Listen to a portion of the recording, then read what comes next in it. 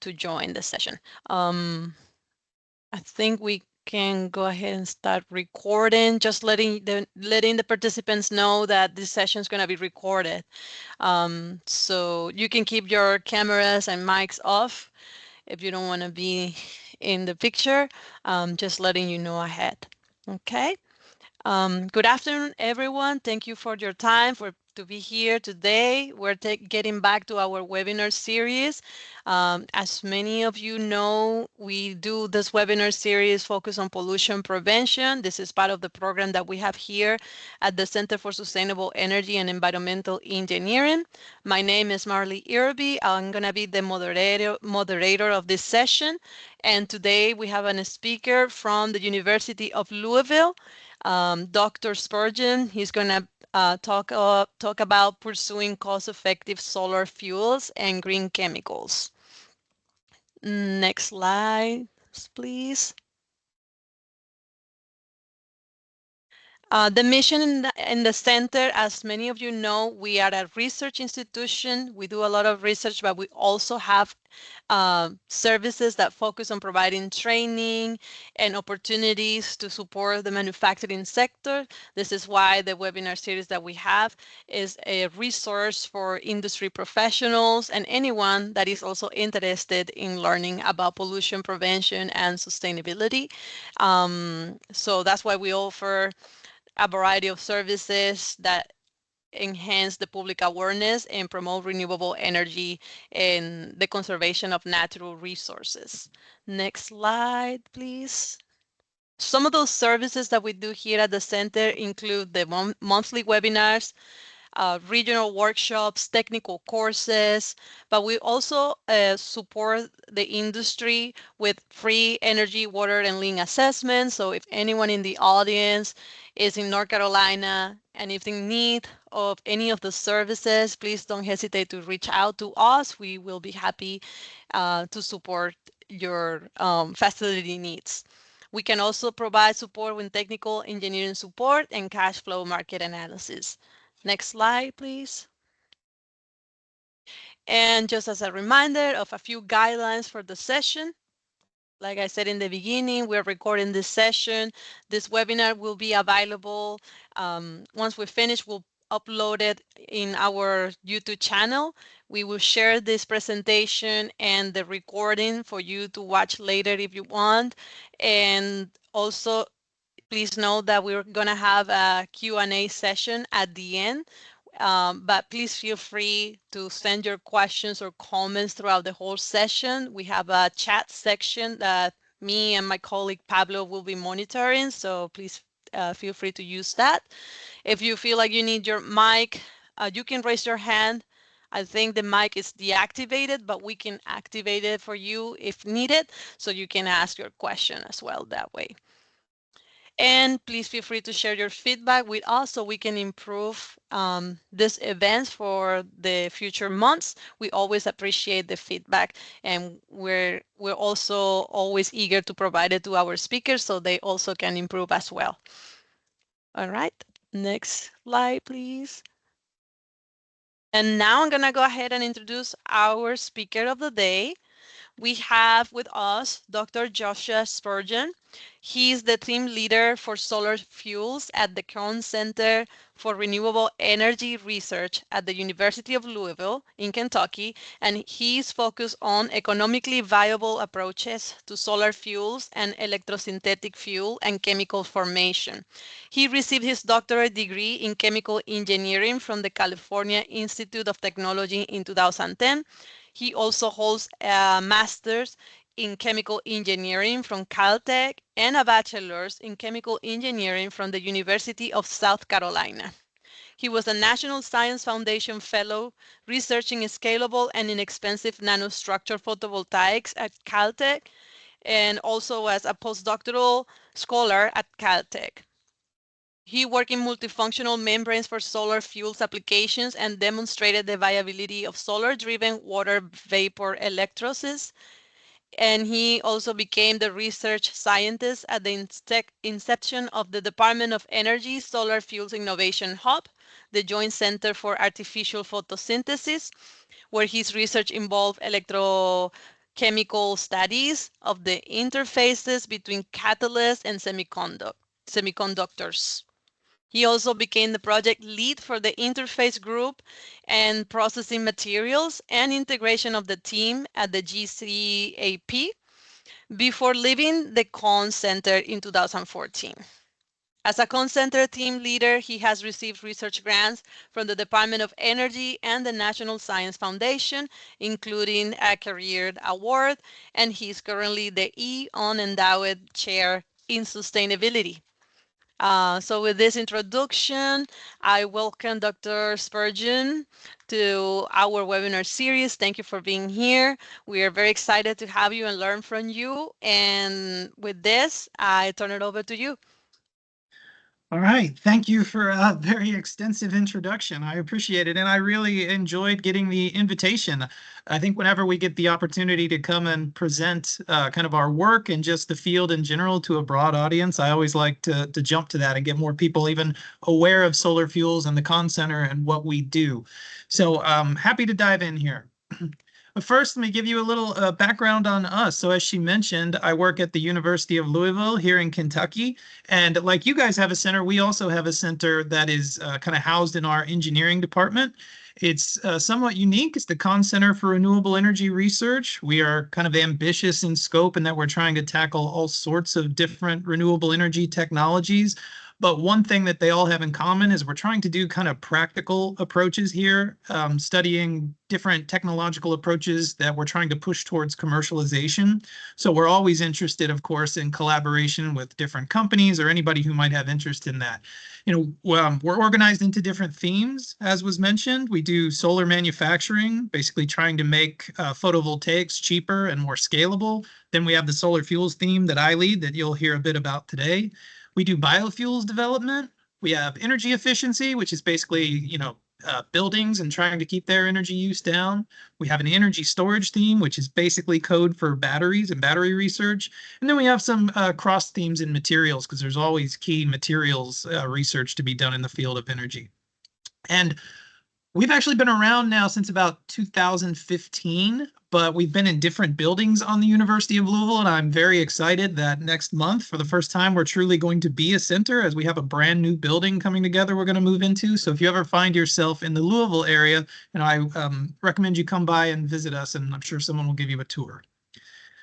So one other thing I wanted to mention before I dive into solar fuels, since I hear we have a lot of people from industry here and people who are interested in this kind of thing. If you have a particular interest in the renewable energy field or just energy in general, we have a one-year master's program offered through the University of Louisville on materials and energy science and engineering, where within 1 year you can learn all about the semiconductor physics behind solar cells, catalysis, batteries, electrochemistry, material science, all of that in a one-year degree. And you can do it entirely online, so you guys don't have to leave North Carolina. So if you have any interest in that, follow up or ask me questions, I'd be happy to answer. But okay, with that, let me get into the actual talk about solar fuels. So whenever I introduce people to this field, I always love to kind of take a step back and just introduce energy use by humanity, kind of broadly speaking. This is a really nice picture here, the world at night, that kind of shows sort of geographically where we are generating and consuming a lot of our energy. Of course, this is electricity and lights, but it does kind of track well with overall where consumption is happening. So if you take all the energy use that people are using throughout the year and kind of average it all up to a single point in time power, the current usage of all of humanity is right around 19 terawatts. So terawatts, that may be a metric unit you're not very familiar with because it's so big.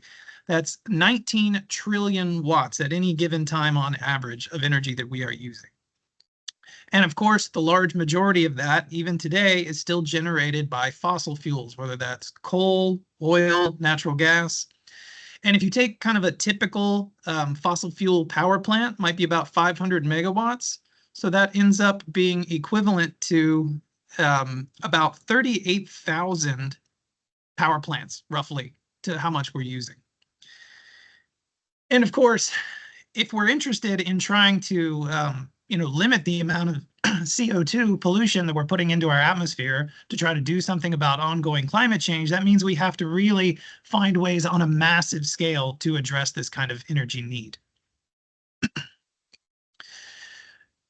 So this is also, I think, a really great figure, this sort of historical evolution over the last 200 years or so of the way that we have consumed and generated our electricity. If you go back to the 1800s, roughly, we've been almost entirely just using traditional biomass. So that, that's like burning wood. But as the Industrial Revolution started to take off, we had more and more applications where we need energy. And so our consumption has gone up exponentially. And so we started using coal and then oil, natural gas. And now here, more recently, we've started to have, some of these new sources like solar, wind, hydropower, and of course you'll also see nuclear up there. But this is still just a slim amount of the overall amount of energy that we're generating. So this is where, this being the pollution prevention webinar, where I would say our big pollution prevention opportunity is trying to figure out how to have nice, clean energy sources that start to displace and take up more and more of this graph. Because the world is still developing and energy demand is still growing to this day. This is some good data that kind of shows the relative percentage of where some of those different fossil fuel energies have traditionally come from and where they are now. Actually, I think coal, this is a little bit of an old number. The coal percentage has been getting smaller in recent years as natural gas has been getting more and more prominent owing to cost-effective technologies like fracking. But really what I think is interesting is not all CO2 emitting energy sources are the same, right? So in terms of their energy density, they are different. Coal is actually pretty high in terms of the CO2 output that you have per kilowatt hour. And then oil is a little bit less than that. And then natural gas is actually quite a bit less than that still.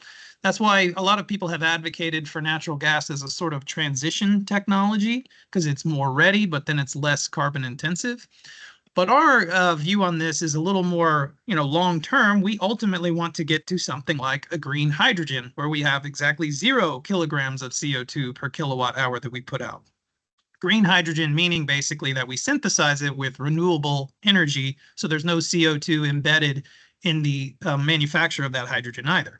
And so when you have hydrogen and then you oxidize it to get that energy back, the only product, of course, that you get out of that is water. So this is a CO2-free process. So if hydrogen is one of the main goals, then the question we would ask is, well, why do this through solar fuels? So let me explain. First, of course, solar energy has been developing and developing rapidly over the last several decades. If you look at the cost of just photovoltaic electricity, right? So photovoltaic is a solar cell that's just making electricity, no fuel or anything like that. Back in the 70s, this was very much kind of just a niche technology that was not very practical in terms of its cost. So it would have only been used for things like satellites. But as we have gotten much better at manufacturing solar cells, we've driven those costs down dramatically, and correspondingly in the last 20 years or so, overall global installations of photovoltaics have gone up exponentially, and they continue to go up very rapidly. So solar has really started to reach maturity. And in fact, if you think about running an actual utility and selling electricity to large customer base, we can look at this cost of the electricity per kilowatt hour on an apples to apples basis.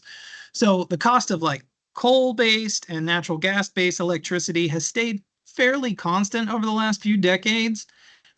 Nuclear has actually gotten a little bit more expensive, but if you consider solar, especially photovoltaic generated solar, the cost has come down dramatically, and to where both wind and solar generated electricity now have reached what we call grid parity, which means they are directly competitive economically with both coal and gas. In fact, quite a bit cheaper in certain sectors.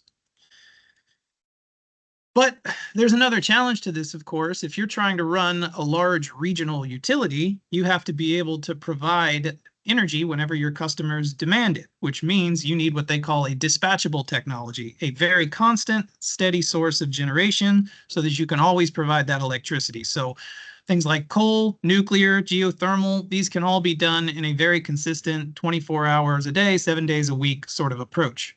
The big challenge with something like wind and solar is that it's what they call non-dispatchable, or it's intermittent, right? It's a variable technology.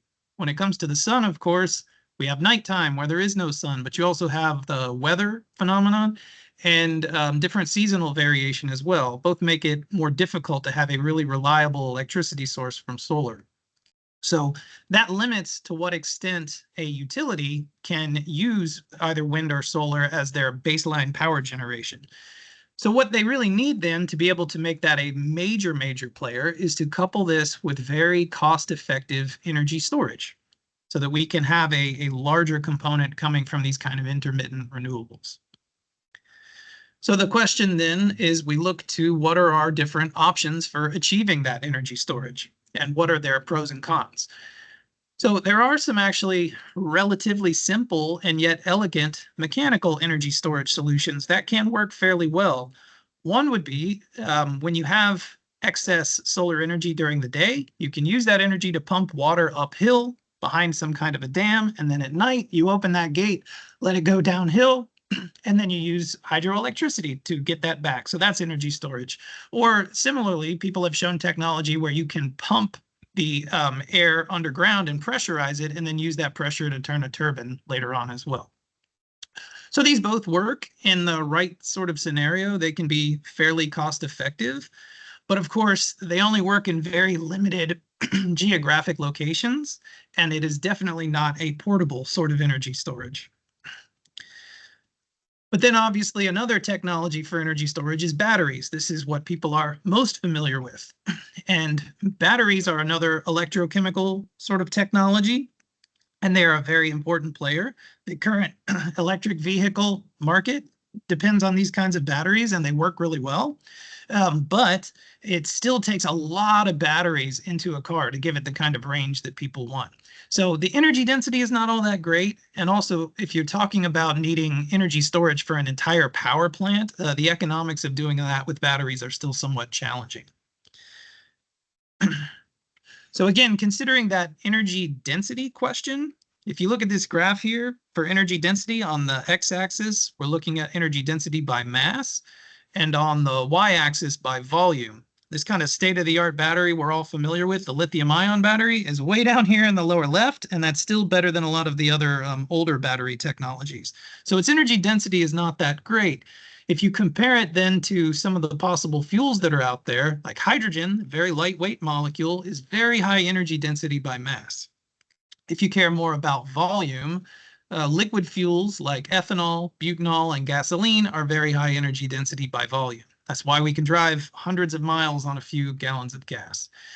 So as a way to store the energy of renewable electricity, directing that energy into chemical bonds to make fuels, that's a very energy dense way to do it.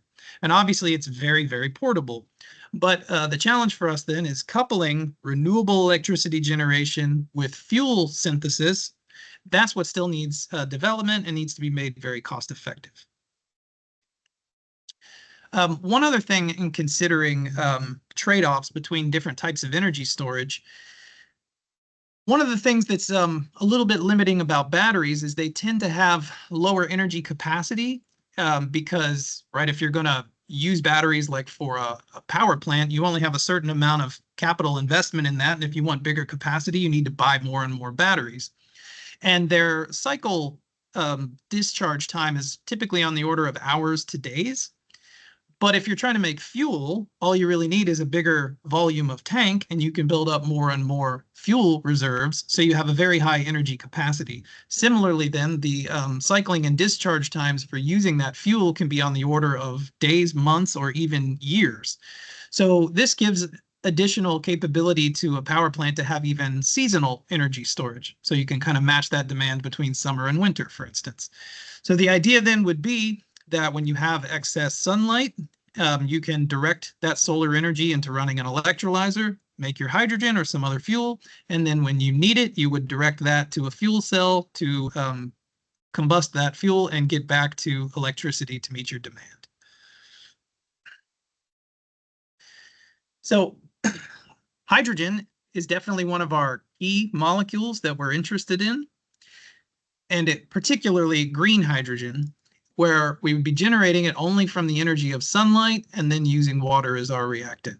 So this diagram down here is from the Department of Energy, which kind of shows a nice compact figure for their overall vision for a possible hydrogen economy, where you have a number of different energy sources you could use to generate the hydrogen in the first place. But I boxed off here renewables because that's the route we're interested in to make truly green hydrogen. So there's no carbon dioxide generation kind of buried in the front end.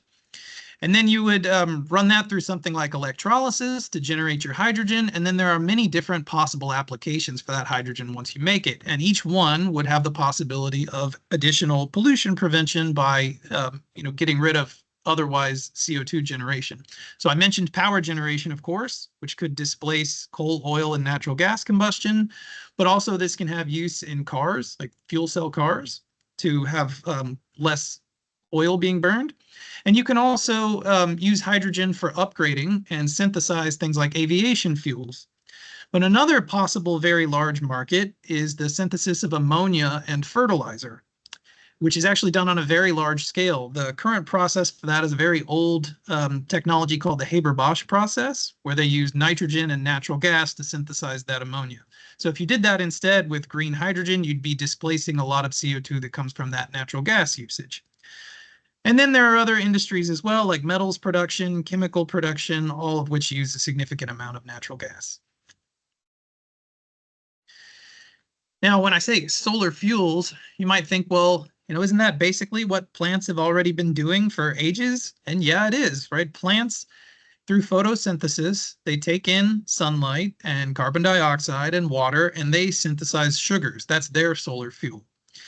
And so we can be inspired by that, but plants actually are not very energetically efficient at this process. They're typically less than about 1% efficient at directing the energy of light into the chemical bonds of their fuel. They've got a lot of other problems to worry about. So instead, we aim to do what we call artificial photosynthesis, which is to be inspired by this, but use more efficient, more durable inorganic components to do it. So semiconductors, catalysts, membranes, things like that. And conceivably, this could be done much more efficiently than plants can do it, over 10% or possibly even upwards of 20 and possibly 30% efficient. So that is the goal. All right, so if you want to understand a little more scientifically what the challenges are here, we can just first take a simple view of what needs to happen to split water and actually make hydrogen. So on the simplest level, you have like a photovoltaic solar cell here, applying potential and driving current to an electrolyzer between a cathode and an anode. The overall reaction is you're taking water and splitting it up to hydrogen at the cathode and oxygen at the anode. And the free energy, the thermodynamics for doing that is 1.23 electron volts. So on your cathode, this is where electrochemical reduction happens, where you're turning protons into the hydrogen. And then on the anode, this is where electrochemical oxidation happens. This is where you're breaking up the H2O and you're making oxygen, but also the protons that you then send across a membrane to the cathode side to complete the reaction. So again, thermodynamically between those two, it takes 1.23 volts. If you have less than that, this process is not going to happen.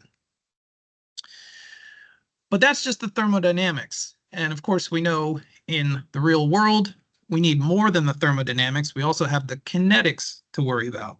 So kinetics is we've got an activation barrier, right, to make a reaction actually go. So we have to get up and over that activation barrier and then force the reaction to go more.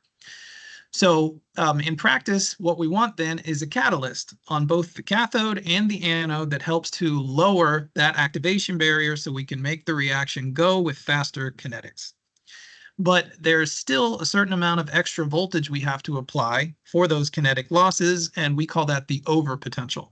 Typically, it's going to be about 400 to 500 millivolts extra for water splitting.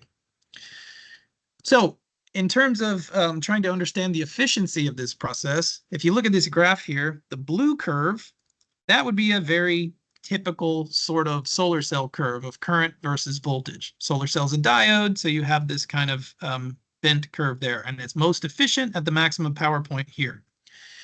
The electrolyzer would be represented by this green curve, where until you have enough voltage to overcome the thermodynamics, you get no current at all.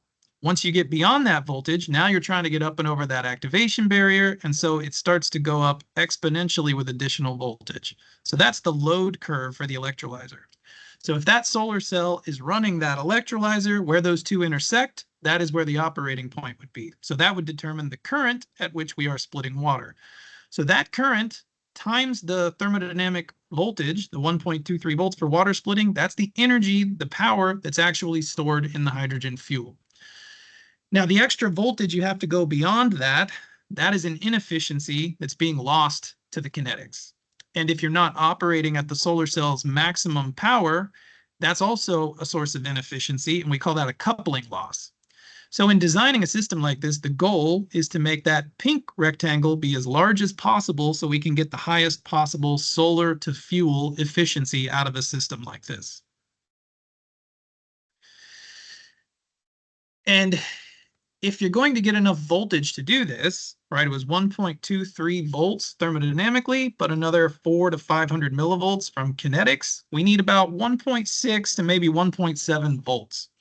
And if you know anything about semiconductors and solar cells, you might know that the photovoltage it can put out is related to what's called its band gap. And the band gap basically is a minimum energy that is required to excite an electron up into the conduction band where it can then move around and be extracted as current. So if you're going to get that minimum like 1.7 volts, we need a band gap that's at least 2 to 2.2 electron volts or so. And again, that sets a limit on the energy required to excite that semiconductor. And if you're doing this in a solar cell, that energy has to come from the light. So every photon coming in, if it's going to be absorbed and excited, it has to have more energy than that band gap. So if you're doing this with one type of semiconductor, that large band gap that is required for water splitting already means much of the solar spectrum cannot be utilized. So it's not particularly efficient to do it that way. Instead, what most people in this field do is take what's called a tandem device approach. So you have two different semiconductors that have two different band gaps that complement each other. One would be a higher band gap that absorbs more energetic light, and one a lower band gap to absorb the other things that were not absorbed by the first solar cell. If those two are in electrical series, their photovoltages will add together to give us what we need to split water. So this allows us to have a more efficient use of the solar spectrum. And this has been modeled out that if you have the right combination of band gaps, you could theoretically get to about 30% solar to hydrogen efficiency. So most people in the field are taking that kind of an approach. So for us here at the Conn Center, we have kind of looked at this field of solar fuels, and this slide kind of covers a little bit of our overall vision for how to approach this. Right, so on one hand, you could, in the simplest approach, take really well-developed, commercialized photovoltaics and kind of a state-of-the-art electrolyzer, figure out how to hook those two together to make it run as efficiently as possible. And this has been done just to give you kind of a peek at what is the state of the art for solar to hydrogen efficiency.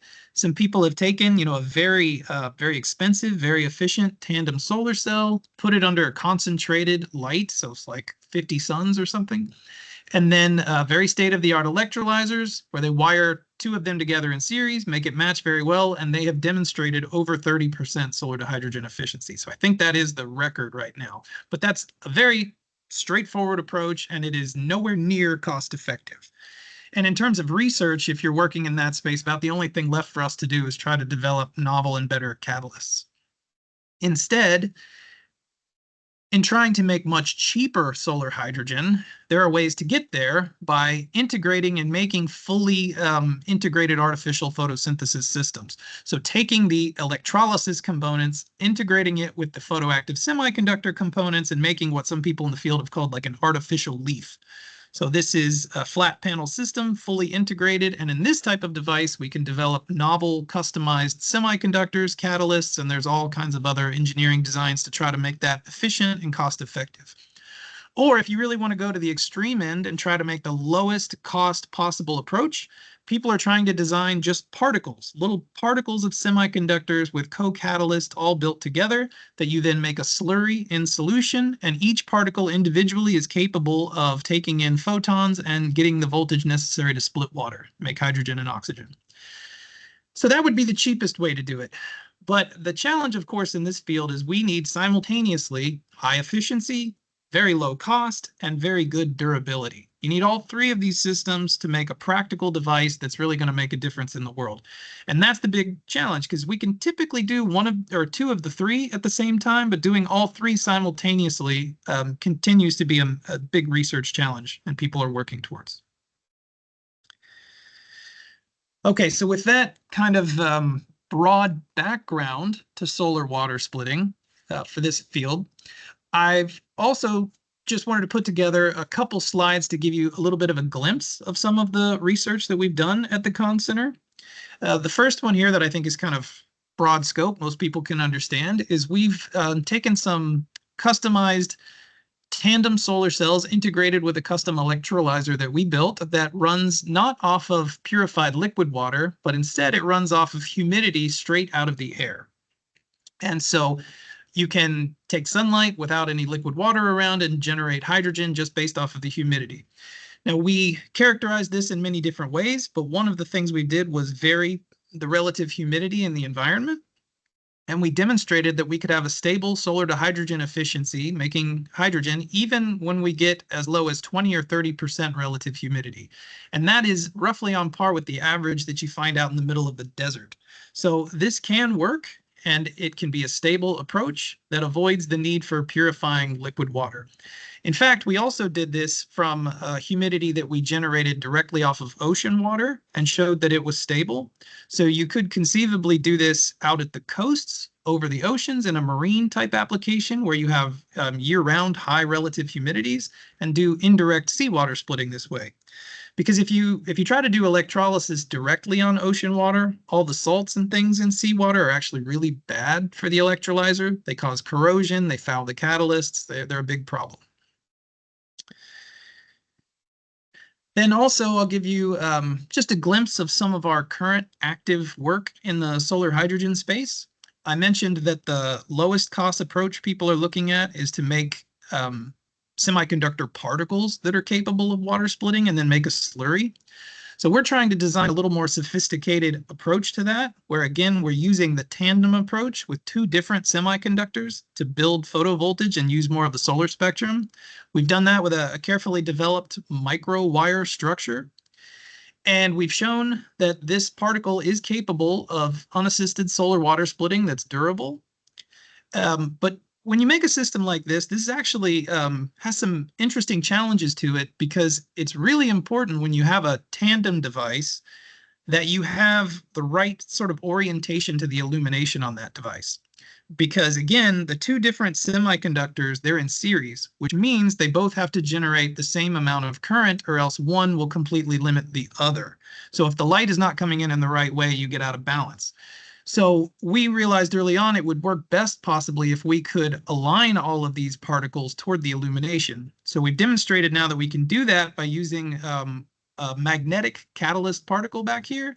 And then under a magnetic field, under illumination, we've shown that we can orient all of these wires simultaneously toward the illumination.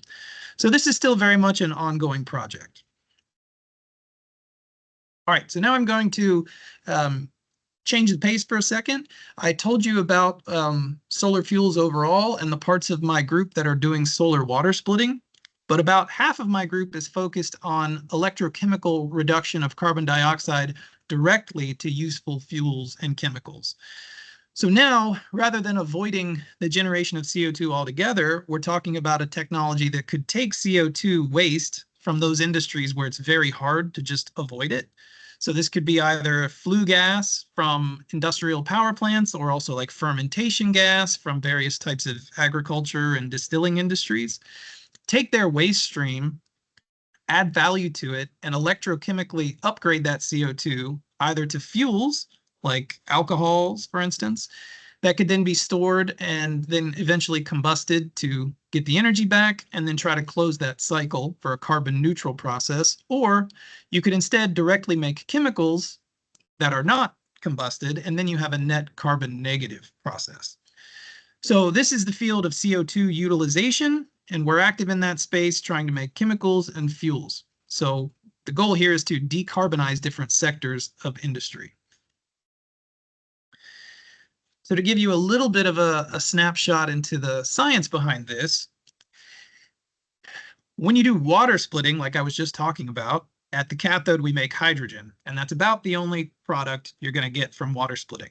But when you do CO2 reduction, there's a lot of different things that can happen.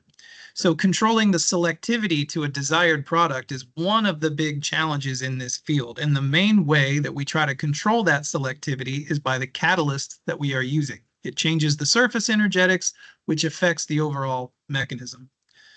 Now, there are different metals that have kind of very different properties for this. On the one hand, you could have a metal like platinum, for instance, which is very well known to be very, very good kinetically at making hydrogen. So if you have that metal, it's going to bypass this whole process and not be good for CO2 reduction. Then there are other metals, an example would be like silver and gold, that will kinetically prefer to reduce CO2. They take this route, and then once they make the carbon monoxide on the surface, they energetically prefer to desorb it. So they will selectively make carbon monoxide. And normally if I mention that to someone, they think, oh, well, that's bad. Of course, you don't want to make carbon monoxide, right? Everybody knows that's a toxic compound and it's definitely not good for you. Well, that's true, of course, but industrially, carbon monoxide is part of synthesis gas, right? So if you have CO and hydrogen together, this is called syngas, and the chemical industry knows how to make all kinds of things from that. So being able to make carbon monoxide is actually very, very beneficial. Then there's another metal, copper, which sort of has this perfect kind of Goldilocks, just right energetics, where it will hold these intermediates further for additional reduction steps. And you can make other products like methane, ethanol, methanol. So copper is very unique and the source of a lot of interest for that reason. And then there are other metals like tin and lead, which take an entirely different mechanism. They bypass this and they tend to make formate formic acid as a one carbon product.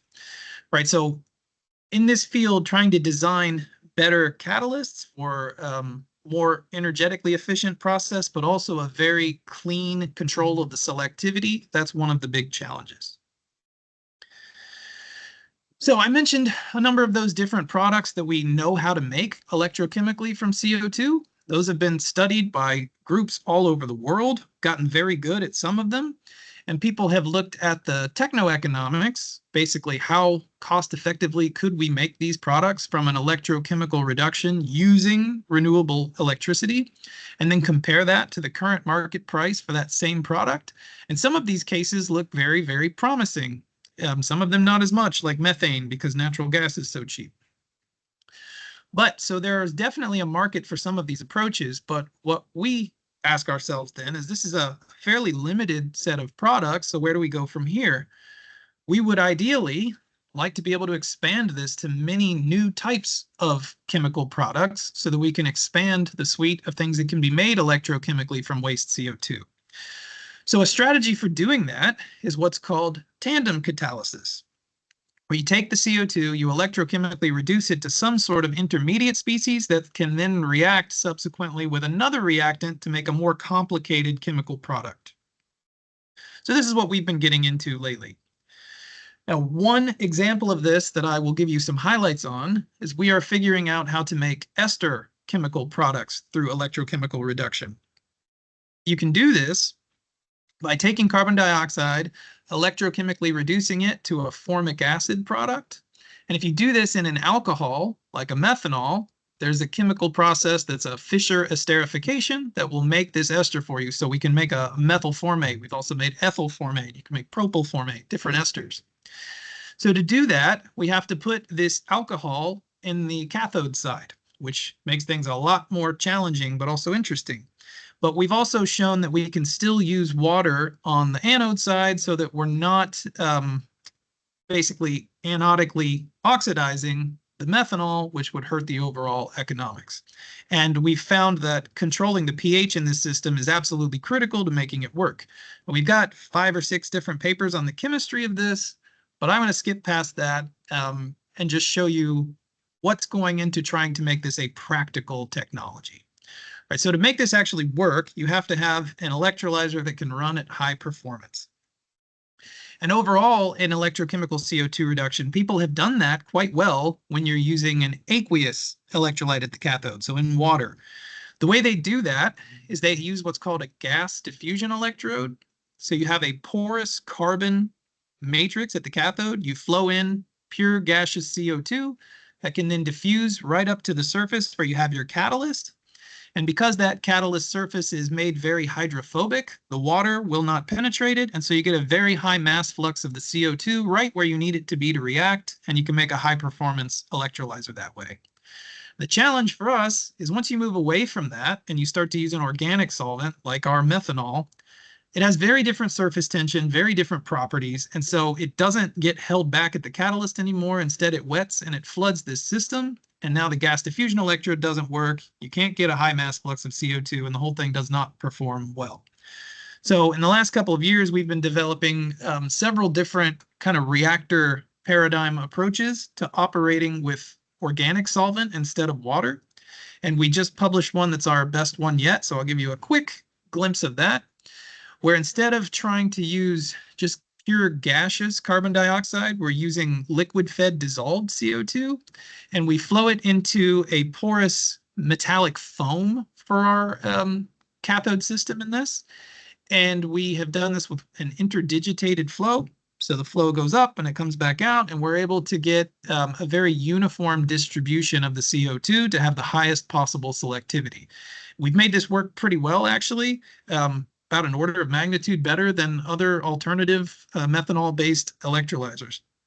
Just recently, we published this, that we got up to about 150 milliamps per centimeter squared. This is our champion now, and we are knocking on the door of commercially viable performance for this type of system. So we're really hoping that this can go to the next step and start to make certain products from carbon dioxide actually commercially relevant. So let me just bring that all home then, since this is the pollution prevention webinar series, right? How do each of these technologies, how are they relevant to preventing pollution? Well, I told you about solar fuels or artificial photosynthesis. We're taking the energy from the sun and just splitting water. So with that hydrogen, we could be displacing CO2 emissions that are coming from fossil fuels. Water is our only byproduct, but hydrogen also has uses in transportation and the chemical industry. But there's still research challenges here, namely getting the efficiency higher and the cost a lot lower. That's what we're after. And then on the other side of this, if you are going to make CO2, we can come up with renewable energy-based approaches to take that CO2, and rather than have it be a liability and a waste, we can make some value to it and turn it into things that are economically worth making on their own. So you can potentially make fuels or chemicals that are overall net carbon negative. And that's what we're after. So with that, thank you guys for listening. I thank my group, the Solar Fuels Group at the University of Louisville, and also the National Science Foundation and the Department of Energy for our funding. So with that, I will take any questions that you guys might have.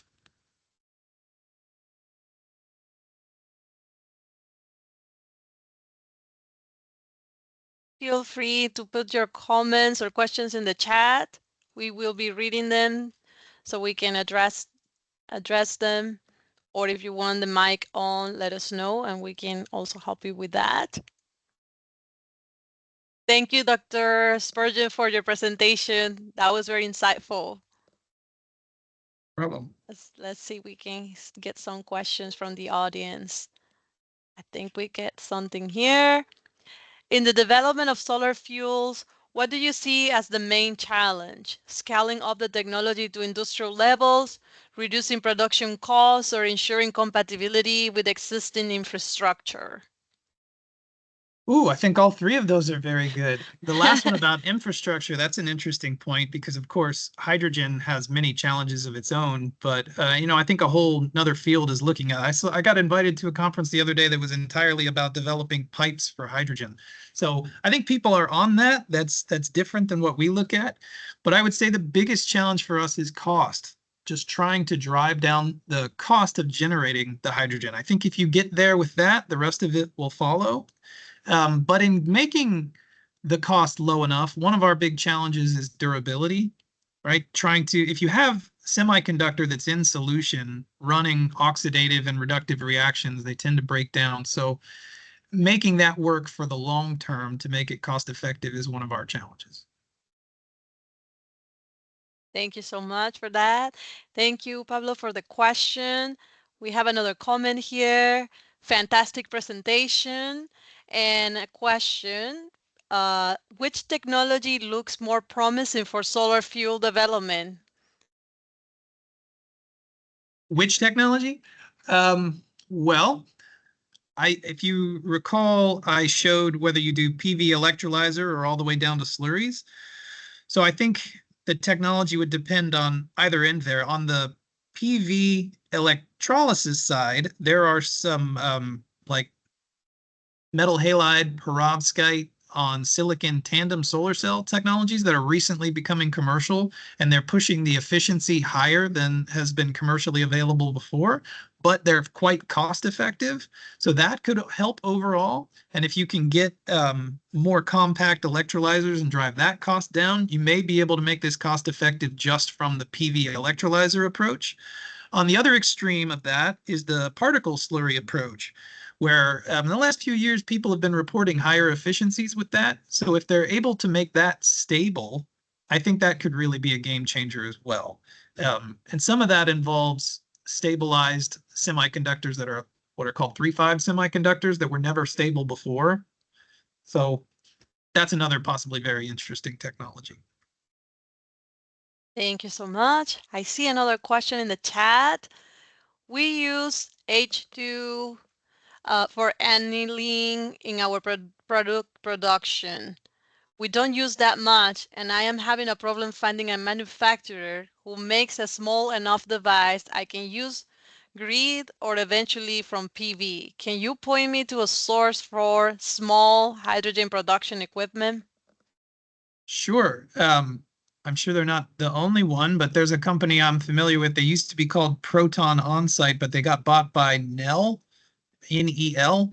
They make electrolyzers that they sell at all different scales for industry, and that's just for water splitting to make hydrogen. So they'll size it, I think, for whatever your purpose is.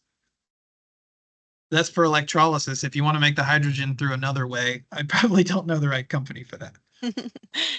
He replies, great. So thank you so much for that answer. And we have another question here. From an industrial setting perspective, what are the development possibilities for small-scale modular systems? For example, an on-site system to generate methanol, ethanol for, say, feedstock. Methanol and ethanol. So we're talking about CO2 reduction. There are some startup companies that are getting very good at that. Dioxide Materials is one. There's another company called 12. They have commercially available CO2 electrolyzers. I I think making methanol and ethanol that way is a little bit less mature, but it's on the horizon. You know, researchers have shown you can do that fairly well. But those people have already done demonstrations at kind of the pilot scale plant for CO2 reduction.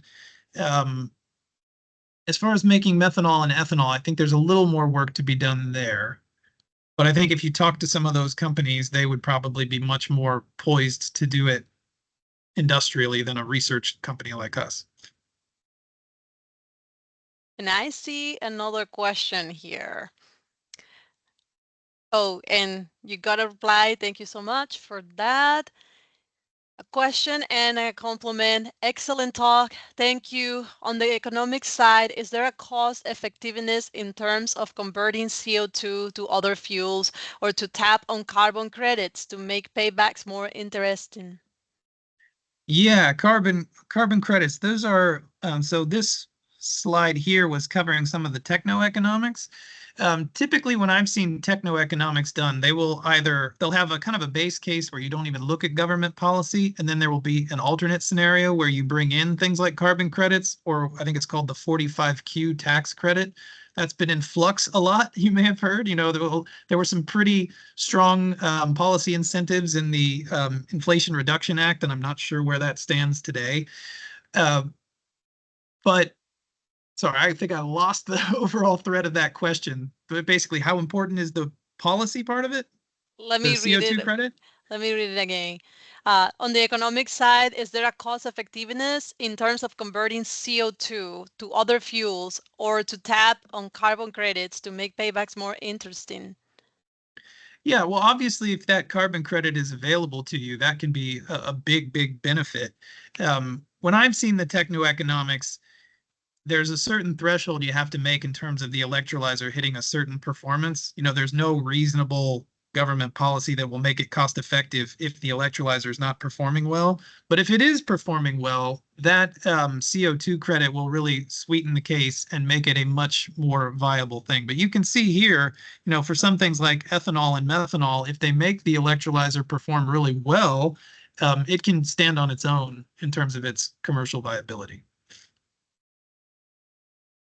Thank you for that. Another person provide feedback, exceptional presentation. Thanks. Are you joining in the global initiative for net zero energy systems?